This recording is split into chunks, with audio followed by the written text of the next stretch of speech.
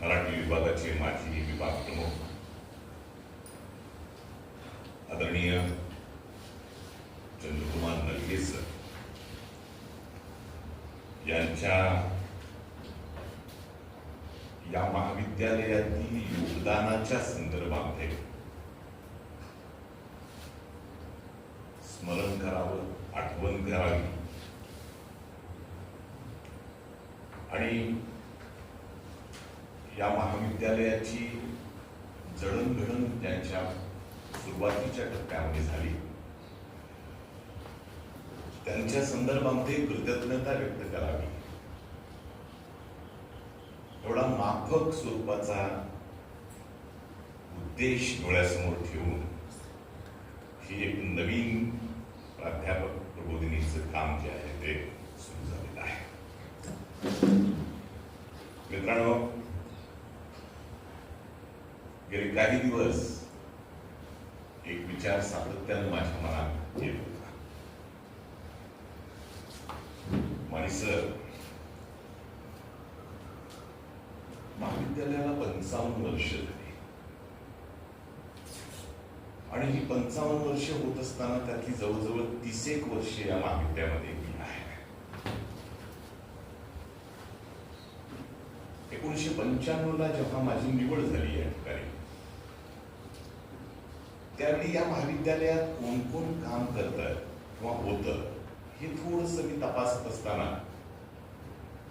मराठी विभागाकडे चंद्रकुमार नलगे सर आहेत किंवा होते असा एक संदर्भ माझ्याकडे आला. एक तर मी विवेकानंद कॉलेजचा विद्यार्थी, जे साधारणतः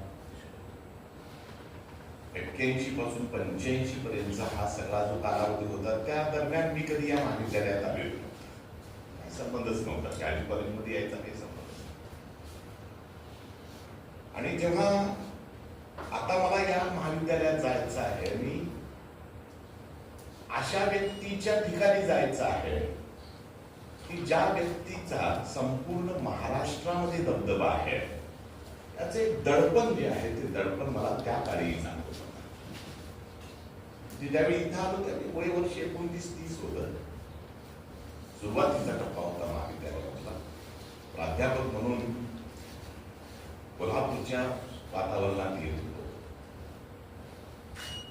आणि नलगे सरांची परंपरा पुढे न्यायची आहे असा एक कुठला तरी वेगळा असा काय होता माझ्या डोक्यामध्ये तो विचार होता. त्यावेळी इथं रत्नाकर सर होते. तेही 2-2.5 वर्ष त्यांची झालेली होती आणि 95 ला मी या ठिकाणी आलो. 95 ते 2026 मोठा प्रवास.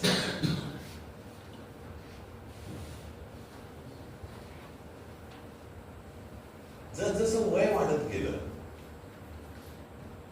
आज तर वयाच्या 62च्या टप्प्यावरती मी आहे आणि वय वाढत गेलं तस थोडासा मी अंतर सोडतो की आज ज्या ठिकाणी आम्ही उभे आहोत, आम्ही म्हणजे तुम्ही आणि मी, लक्षात घ्या, त्या जागेवरून पाठीमागं वळून बघत असताना हे सगळं जे श्रेय आहे ते केवळ तुमचं आणि माझं आहे का, हा एक विचार माझ्या डोक्यात पटकन येऊन गेला. 3-4 महिने 5 महिने हा विचार सातत्याने येतो आहे आणि मग माझ्या लक्षात आलं की आज फळं चाखायला लागलेलो आहे. डेरेदार वृक्ष झालेला आहे, पण ज्यानं ते पहिल्यांदा रोपटं लावलं त्या माणसाची आठवण नकळतपणे आपण ठेवायला पाहिजे. काळाबरोबर माणसं विसरून जातात. ज्यांचं योगदान आहे त्या योगदानही लक्षात येत नाही. आता हा काही दोष आहे असं मी म्हणत नाही, तर नवीन पिढी जी काही इथं आलेली आहे, जे 2005 नंतर आले, 8 नंतर आले, 10 नंतर आले, त्यांनी कदाचित त्यांना बघितलेलं नाहीये.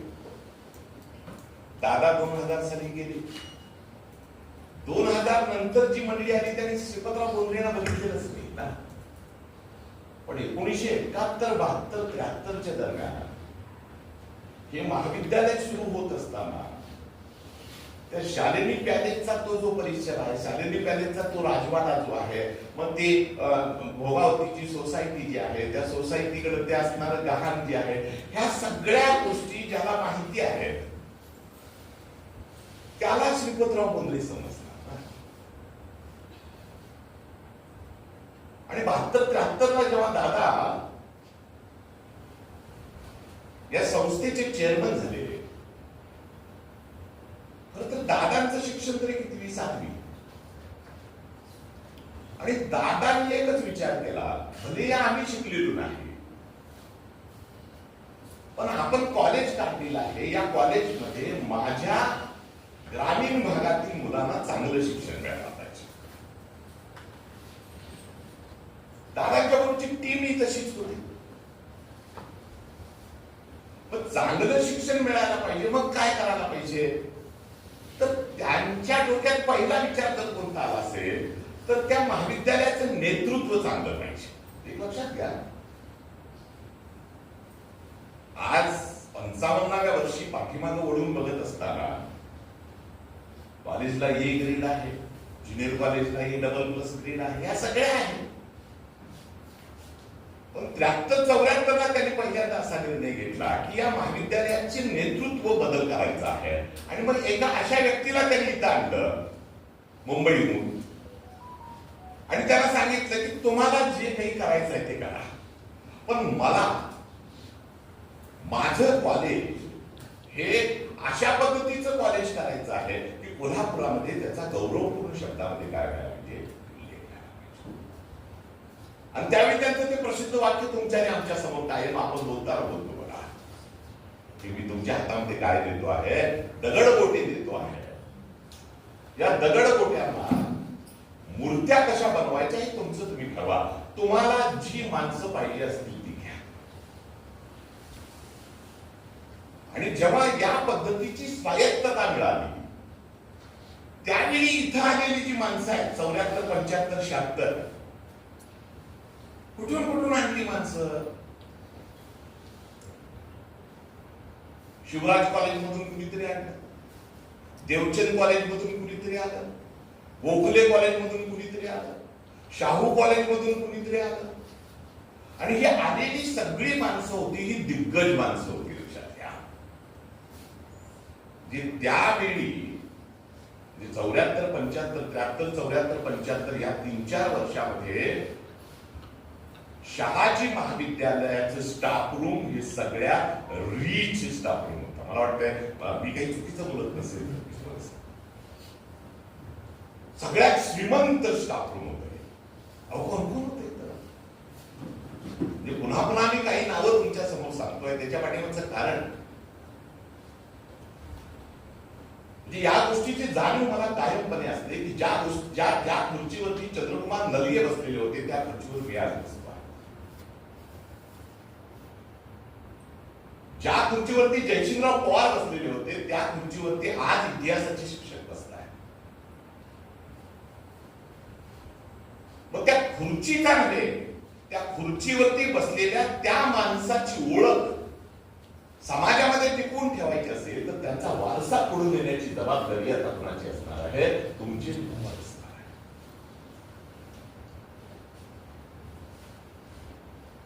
नुसती नावं घेऊन होणार नाहीये. आणि मग माझ्या डोक्यात 2-3 महिने असा सारखा विचार येतो आहे की तुम्हाला भूतकाळाची जर आठवण ठेवता येत नसेल तर तुमचा भविष्य काळाचा फारसा चांगला असणार. आणि मग त्यातून ही संकल्पना आली. खरं तर हे 2018-19 पासून सर आम्ही करतो. 2018ला प्राचार्य झाल्यानंतर पहिला निर्णय जर आम्ही कोणता जर घेतला असेल तर त्यावेळी म्हणजे 18, 19, 20 या 2-3 वर्षामध्ये जे काही कार्यक्रम आपले झाले ते सगळे कार्यक्रम हे माजी प्राध्यापकांच्या उपस्थितीतच घ्यायचे असा एक निर्णयच आम्ही घेतला. आणि मग ते कार्यक्रम होत राहिले. आमचं झालं, तप्त झालं. मध्यंतरी 2-3-4 महिन्यापूर्वी एक दुर्दैवी घटना घडली की प्राध्यापक सुधाकर मानकर गेले आणि सुधाकर मानकर गेल्यानंतर माझ्या मनातला तो विचार जो आहे तो पुन्हा थोडासा उसळी मारून वरती आला की बाबा गेल्यानंतर माणसांची आठवण कशाला ठेवतोयस तू? जोपर्यंत माणूस आहे तोपर्यंत विचार. आणि त्यातून मानकर सरांच्या संदर्भातलं स्मृती व्याख्यान आपण काय केलं, आयोजित केलं. दरम्यानच्या कालावधीमध्ये एक गोष्ट आमच्या कानावरती आली की नलगे सर 92-93 वर्षाचे झाले. आता नलगे सरांचा आणि माझा परिचय कसा होता? 95च्या अगोदर सरासरी एकदा दोनदा तीनदा मी भेटलेलो होतो.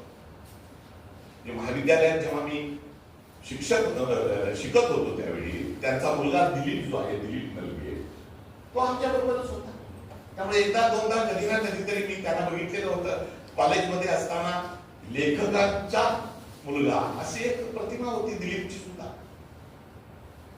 पण कधी त्यांच्याशी बोलायचा असा कधी काही प्रसंग येत नव्हता.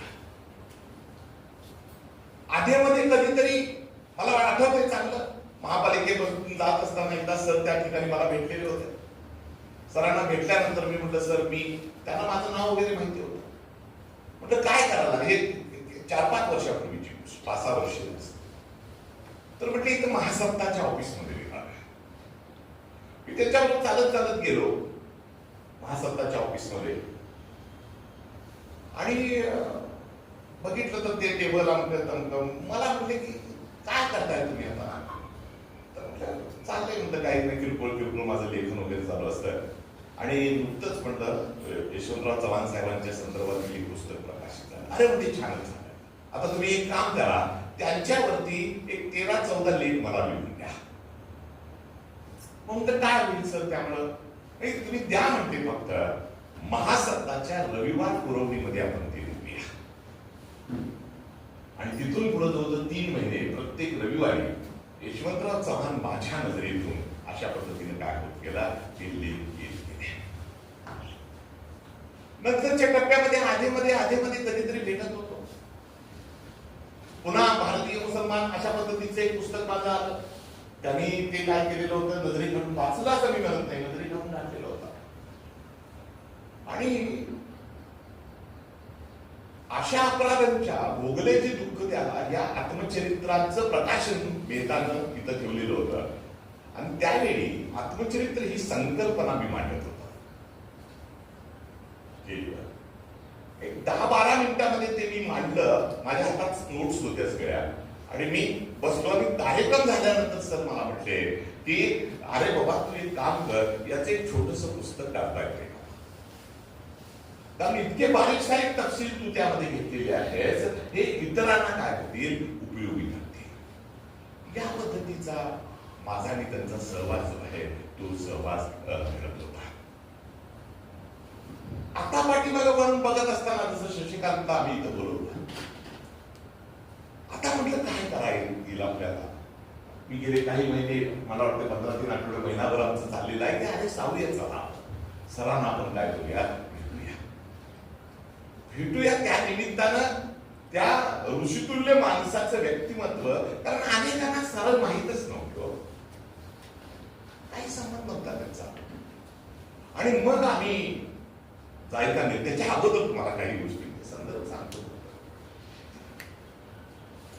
परवा माझ्या वाचनामध्ये जयसिंगराव पवारांचं आत्मचरित्र आहे. माणसं मोठी उगीच होत नाही, हे माझं नेहमीच वाक्य आहे. उगाच माणूस मोठा होत नाही, जाता जाता झाला आणि मोठा झाला असं होत नाही. म्हणजे लेखक म्हणून किती मोठे आहात हा विषय वेगळा, शिक्षक म्हणून किती मोठे आहात हाही विषय वेगळा, पण माणूस म्हणून कसे आहात ते तुमच्या वर्तनातूनच काय होतं. त्यामध्ये एक संदर्भ येतो, मला वाटते कदाचित तुम्ही वाचले का नाही मला माहित नाही आहे. त्यामध्ये संदर्भ असा येतो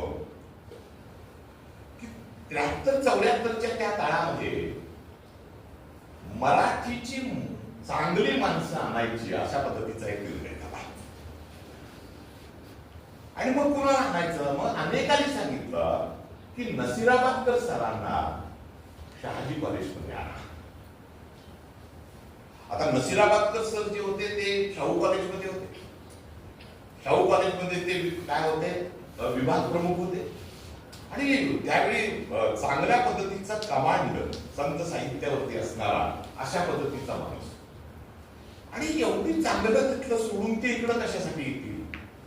पण दादांच्या डोक्यात एक नाही आणायचं असणार, काय वाटेल ते करा, तुम्ही काय करा घेऊन घ्या. मग काही मंडळी, त्या जयसिंगराव पवार वगैरे ही सगळी मंडळी होती, त्या मंडळींनी जाऊन त्यांना कन्व्हिन्स केलं की या तुम्ही, तुमचं काय असेल, कारण त्यावेळी पगार संस्थेच्या माध्यमातून व्हायचे. मग एकदाचे काय झाले, जयसिंगराव पवार सर तयार झाले. पण त्यांनी एक अट घातली. त्याने अट काय घातली की मी तिथे येतो, पण आता तिथं चंद्रकुमार नलगे सर आहे, मोठा माणूस आहे, आणि मी इथं आता काय आहे, हेड ऑफ द डिपार्टमेंट आहे. मी तिथे येऊन नलगे सरांच्या हाताखाली काम करणं हे मला काय होत नाहीये, जमणार नाही. मला तिथं आल्यानंतर देखील हेड ऑफ द डिपार्टमेंट जर करणार असेला तर मी. आता प्रश्न काय होता की ही गोष्ट कुणाला सांगायची, नलगे सरांना सांगायला पाहिजे, त्यांनी मान्य करतात, तुम्ही मोठाच माणूस आहे. आणि वाचायची कधीतरी जयसिंगरावांचं हे, तसंच आमच्या गटामळे साहेबांचा कधीतरी वाचा. ते आले आणि जयसिंगरावांनी म्हटले तिथे की आम्ही भीतच कुणाला म्हटलं, चंद्रकुमार नलगे सरांना म्हटलं की सर असा असा आहे, असा असा असा असा आहे, ते येतो म्हणताय, पण हे अडचण आहे. ते म्हणजे कशात आहे. तर त्यांचं म्हणणं असं आहे की मी जरी इथं आलो तरी हेड ऑफ द डिपार्टमेंट म्हणून मला तुम्ही काय करायला पाहिजे, नेमणूक करायला पाहिजे. त्यात म्हणजे अडचण काय आहे, त्यात अडचण काय आहे, त्यांना म्हणजे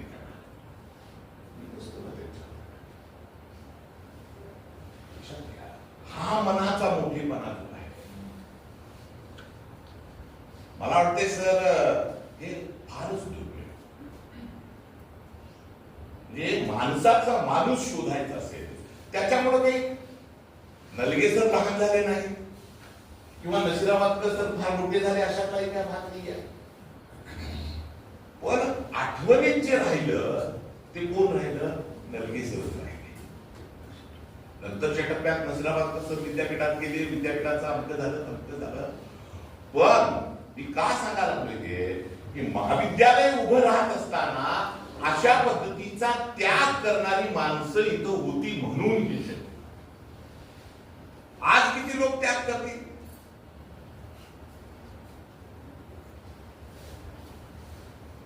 आज कुणीतरी कल्पना नुसती करूयात, पण हे होत नाही. जेव्हा ते स्टाफ रूम मध्ये असायचे, हे करत असताना मी आणि काही लोकांना फोन केले की बाबा असं असं आहे, आम्ही काय केलेलं आहे, सरांच्या संदर्भामध्ये आम्ही कार्यक्रम ठेवतो आणि मग पंगू सरांना फोन केला. ते म्हणजे काय काय करतोस बाबा. आणि पुन्हा नव्यानं माणसांना जन्म देत आहात तुम्ही. सर म्हणले स्टाफ रूम मध्ये गेल्यानंतर त्या कोपऱ्याच्या खुर्चीवरती ती बसलेली असायची, खूप कमी बोलायचे, खूप कमी बोलायचे. आणि इतर अनेक लोक जे आहेत, म्हणजे स्टाफ रूम मध्ये असणारे, मग ते थोरात असतील, ठक्कर असतील, त्यावेळेचं स्टाफ रूम 95चं मलाही चांगलं माहिती आहे की स्टाफ रूम मध्ये लोक सिगरेट ओढायचे. त्यांचं तत्वज्ञानच असं होतं ठक्कर विक्कर यांचं की स्टाफ रूम हे एवढ्यासाठी असतं. मला चांगलं आठवत आहे की कधीतरी तो संदर्भ आलेला होता, अहो सिगरेट काय, इथं आम्ही दारू सुद्धा पिऊ शकतो, रिलॅक्स व्हायचं, अशा पद्धतीची विधानं त्यावेळी झालेली होती. पण ती माणसं जेवढी मोठी होती की त्यांना बोलायचं कोणी. ठक्कर जाता मनुष्य ही सगळी मोठी माणसं होती ना. आणि त्यावेळी नलगे सर कोपऱ्यात बसलेले असायचे, ते फक्त यांची चर्चा ऐकायची आणि फक्त हसायची. ते त्यांच्या चर्चेत सहभागी व्हायचे नाही. तर ठीक आहे, हे जे काही आहे. आणि एका गोष्टीचं स्मरण मित्रांनो तुम्हाला मी करून देतो. मी खरं तर हे एवढ्यासाठीच कार्यक्रमात ही व्याख्यान मला ठेवलेली आहे. 74-75च्या त्या काळामध्ये म्हणजे सुरुवातीच्या टप्प्यामध्ये महाविद्यालयाची ओळख किती होती? 160 विद्यार्थी. आणि जोपर्यंत विद्यार्थी नाही तोपर्यंत महाविद्यालय राहणारच नाही ना. आणि मग जवळजवळ 3-3.5-4 वर्ष दादानी एक जीप दिलेली होती कुणासाठी? प्राध्यापकांच्यासाठी. कॉलेज झाल्यानंतर त्या जीप घ्यायची ती आणि जीप घेऊन भागातून काय करायचं? फिरायचं, पोरं गोळा करायला. इतिहास कशा पद्धतीने येतोय बघा. 75ला हे होत होतं, आज 2025ला कोणाची परिस्थिती आहे.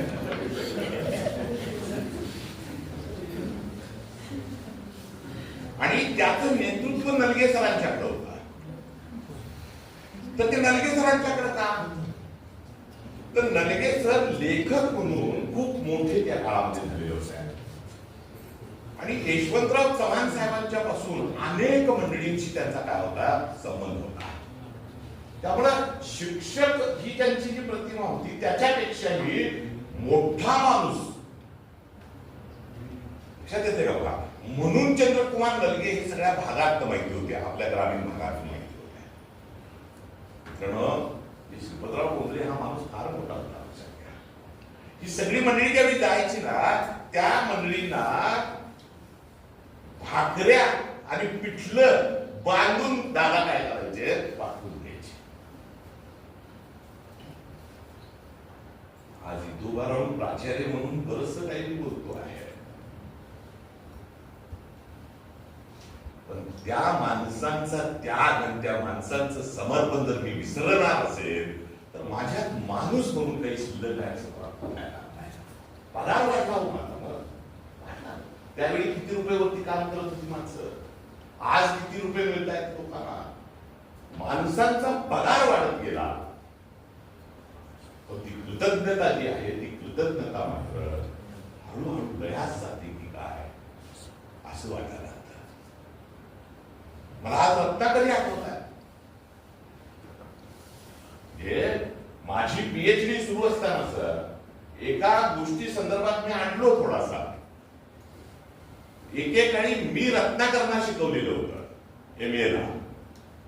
आणि आम्ही स्टाफ रूम मध्ये बसलो असताना मी बघत होतो त्या नेमाड्यांच्या एका वाक्याबद्दल मला थोडीशी शंका येत होती.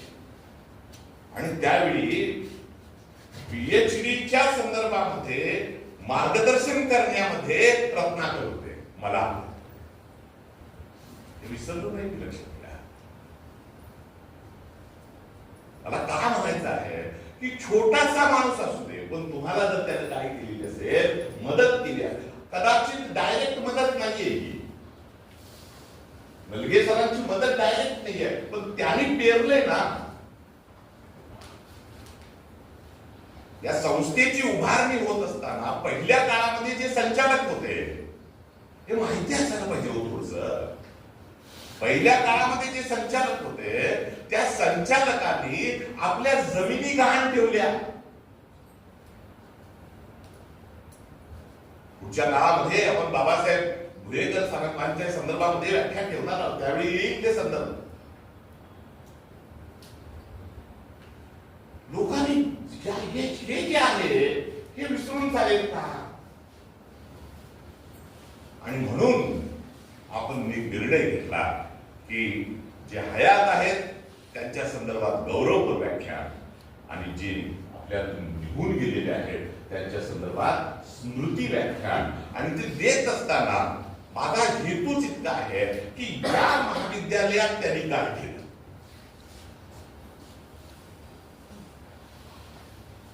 म्हणजे मी त्यावेळी म्हटलं की मराठीचा वारसा पुढे चालवण्याची जबाबदारी आहे. कधीतरी आत्ताचे जे प्राध्यापक आहेत त्यांनी युगांतरचे पाठीमागचे अंक काढून बघा. लेखन कसं करावं याच्या कार्यशाळा चंद्रकुमार नलगे सरांनी घेतलेल्या आहेत. लक्षात घ्या. आम्ही किती घेतल्या? रचना माने, पल्लवी कोडक आणि आदरणीय वळवी सर. आम्ही कुठला वारसा मुद्दा चालवतो आहोत? मी स्वतःला प्रश्न विचारतोय, नलगे सरांचं नाव घ्यायचा अधिकार मला तरी आहे का?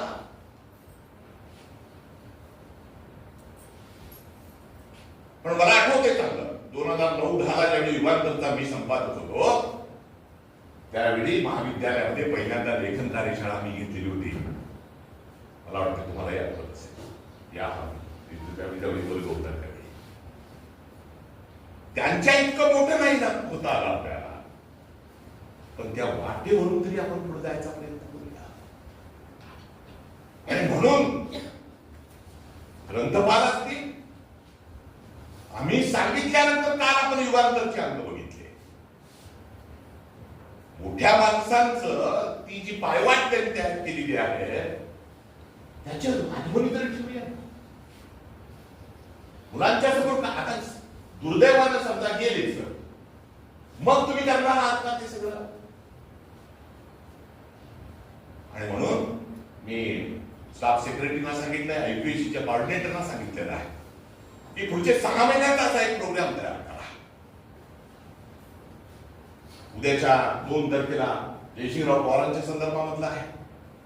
आणखी एखादा व्याख्यान जर ठेवता येत असेल, हे व्याख्या करून इकडे बघू नका. लक्षात घ्या, व्याख्या म्हणून बघू नका. इथं माणूस समजून घ्यायचा म्हणून बघूया आपण. आणि त्याच श्रेणीमध्ये सर तुमचं व्याख्यान या ठिकाणी आपण आयोजित केलं. मित्रांनो, परवाच्या दिवशी आम्ही सरांना भेटायला गेलो होतो.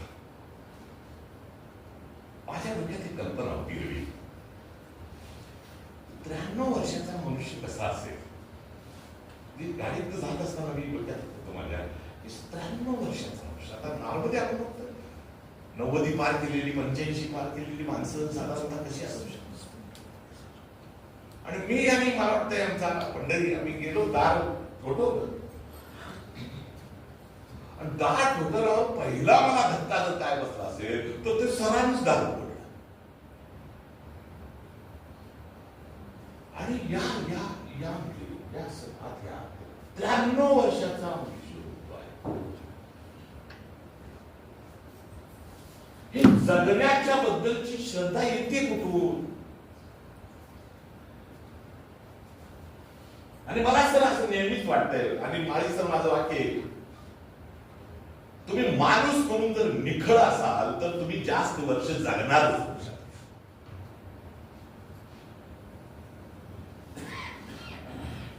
आणि मग त्याने हाताला धरलं, तोपर्यंत तुम्ही सगळी मंडळी आला. आम्ही काय बसलोय, त्या सोप्यावरती बसलोय, हातात हात आहे असा माझ्या अंगावर काटा आला. आवाज आता आवाज आता काय होतो आहे, नीट ऐकल्याशिवाय लक्षात येऊ नये. मित्रांनो, म्हणजे मला वाटलं त्यावेळी मला मुलगा ऐकली की काय की सर त्यावेळी ते असं म्हटले, तुम्ही ऐकलं असेला की तुम्ही सगळे माझ्याकडे येऊन आठवणीनं आलात, हे फार मोठं झालं. या माणसाला जगण्याची उमेद आपण दिली. हो,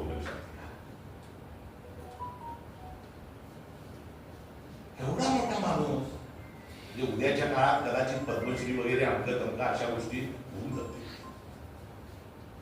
म्हणजे कधी काळी यशवंतराव चव्हाण साहेबांनी चंद्रकुमार नलगेंना आमदारकीची ऑफर दिलेली होती, विधान परिषदेत होती. आणि त्याच्यानंतर मग ती नाना महानवरांच्याकडे गेलं. त्या आमदारकीला सुद्धा विनम्र नकार देणारा तो माणूस.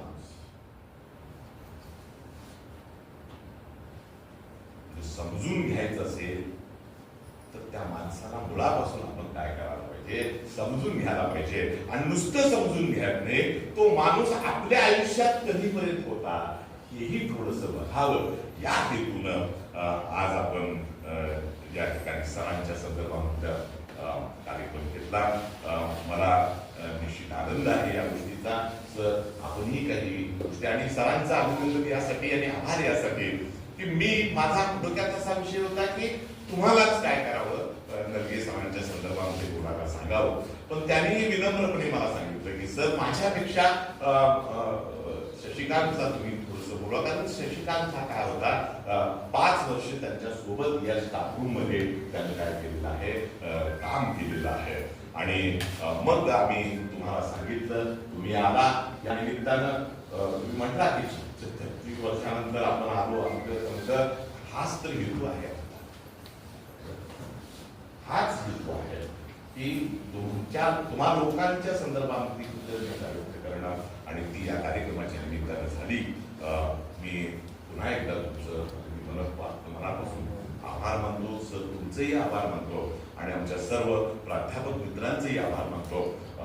सरांच्या संदर्भामध्ये अधिकची माहिती जाणून घ्यायची असेल तर सरांची 2 आत्मचरित्र या ठिकाणी आहेत, रातवा आणि पुन्हा एक जन्म, या इथं आपण ठेवलेले आहेत. एकदा नजरे घालून घाला, मला काय म्हणायचं आहे, नजरे घालून घाला. ते काय सगळं वाचलंच पाहिजे असं काही नाहीये, पण किमान स्वरूपामध्ये जर कुणी म्हटलं की अरे वा आम्ही तुमच्या कॉलेजमध्येच होतो आणि आम्हाला शिकवायला चंद्रकुमार नलगे सर होते, हे तर तो संदर्भ आम्हाला काय माहित नाही असं होऊ नये, लक्षात आलं का? त्यासाठी म्हणून ते आपण बघावं अशा पद्धतीचा सूचना विनंती आपण सर्वांना करतो. पुन्हा एकदा या जबाबदारी आता प्राध्यापक प्रबोधिनीच्या माध्यमातून गावडे सरांना आपण दिले आहे. इकॉनॉमिक्सचा माणूस आहे, आर्थिक बाबीमध्ये पण आर्थिक बाबीच्या बरोबर माणूस समजून घेण्याची प्रक्रिया ही आता काय होणार आहे, पुढचे 6-8 महिने तुमच्या माध्यमातून होईल. प्रत्येक माणूस वेगळा आहे. मानकर सरांच्या संदर्भामध्ये बोलत असताना माणसाचे विविधांगी पैलू आपण काय केले समजून घेतले, तोच प्रकार पुढच्या 6 महिन्यामध्ये वेगवेगळ्या पातळीवरती होत राहील. सुरुवात छान झालेली आहे. बारीक सारीक तपशील जरा नीटपणे बघत राहा. तिथं वाचत असताना काहीतरी वेगळ्या पद्धतीने आपण वाचलं, पण पुढच्या काळामध्ये हीच प्रक्रिया अधिक गंभीरपणे व्हावी अशा पद्धतीची अपेक्षा या ठिकाणी व्यक्त करतो आणि मी थांबतो. जय हिंद, जय महाराष्ट्र.